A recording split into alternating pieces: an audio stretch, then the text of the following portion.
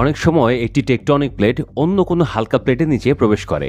উপরে থাকে মহাদেশীয় প্লেট অর্থাৎ স্থলভাগের অংশ, নিচে থাকে মহাসাগরীয় প্লেট অর্থাৎ সমুদ্রের তলদেশ। যে অংশে একটি প্লেট অন্য প্লেটের নিচে প্রবেশ করে সেটিকে সাবডাকশন জোন বলে। এই অংশটি ভীষণভাবে সংবেদনশীল এলাকা, যে কোনো সময় ঘটতে পারে বিপর্যয়। এরকমই একটি অঞ্চল রয়েছে কানাডার ভ্যাঙ্কুভার দ্বীপ থেকে শুরু করে ওয়াশিংটন, ক্যালিফোর্নিয়ার উত্তর উপকূল পর্যন্ত বিস্তৃত। এই অংশটিকে বলা হয় কাস্কাডিয়া সাবডাকশন জোন। কাস্কাডিয়া অঞ্চলে উত্তর আমেরিকার প্লেটের নিচে একটু একটু করে প্রবেশ করছে দুটি প্লেট, 1D ফুকা এবং এক্সপ্লোরার। এই গতিবিধির দিকে দীর্ঘদিন ধরেই নজর রাখছেন বিজ্ঞানীরা, কারণ তাদের অনুমান ওই অঞ্চলে মাটির তলদেশে যা ঘটছে তাতে কোনো একদিন সেখানে বড়সড় ভূমিকম্প ঘটতে পারে। সম্প্রতি গবেষকেরা কাস্কাডিয়া এলাকায় নতুন একটি ব্যাপার লক্ষ্য করলেন। তারা দেখলেন ধীরে ধীরে মৃত্যু ঘটছে সাবডাকশন জোনের, অর্থাৎ এক প্লেট অন্য প্লেটের নিচে প্রবেশ করার প্রক্রিয়ায় বন্ধ হয়ে যাচ্ছে। আর তা যখন ঘটে তখন নিচে থাকা প্লেটটি ধীরে ধীরে ভাঙতে থাকে।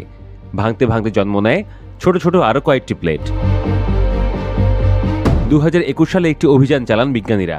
অভিযানের নাম কাস্কাডিয়া সিসমিক ইমেজিং এক্সপেরিমেন্ট। ওই অভিযানে একটি জাহাজ থেকে সমুদ্রের তলদেশে শব্দ তরঙ্গ পাঠানো হয়।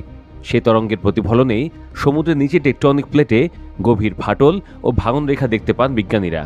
দেখা গিয়েছে প্লেটের কিছু অংশ প্রায় 5 কিলোমিটার নিচে নেমে গিয়েছে। ফাটলের দৈর্ঘ্য প্রায় 75 কিলোমিটার। কিছু জায়গায় এখনও ভূমিকম্প হচ্ছে, কিছু জায়গা নীরব, কোনো কম্পন নেই। বিজ্ঞানীদের অনুমান এই অংশ নীরব থাকার অর্থ প্লেটের কিছু অংশ ভেঙে আলাদা হয়ে গিয়েছে। একেই সাবডাকশন জোনের মৃত্যু বলছেন বিজ্ঞানীরা। প্রথমবার এই প্রক্রিয়ায় প্রত্যক্ষ প্রমাণ পান তারা। বিজ্ঞানীদের বক্তব্য, প্লেট ভেঙে টুকরো টুকরো হলে অগ্নুৎপাত হতে পারে, তা থেকে সময়ের কালে আবার নতুন প্লেট সীমান্ত তৈরি হবে, শুরু হবে নতুন চক্র, বদলাতে পারে পৃথিবীর ভূগোল। ভূমিকম্প কি হবে? বিজ্ঞানীদের বক্তব্য, এখনই তা ঘটার কোনো আশঙ্কা নেই, তবে ভবিষ্যতে যে কাস্কাডিয়া এলাকায় ভূমিকম্প হবেই এ ব্যাপারে তারা নিশ্চিত। সে ব্যাপারে আরও ভালো করে জানতে এই গবেষণা গুরুত্বপূর্ণ। এই গবেষণা প্রকাশিত হয়েছে সায়েন্স অ্যাডভান্সেস জার্নালে। প্রধান লেখক ব্র্যান্ডন শাক।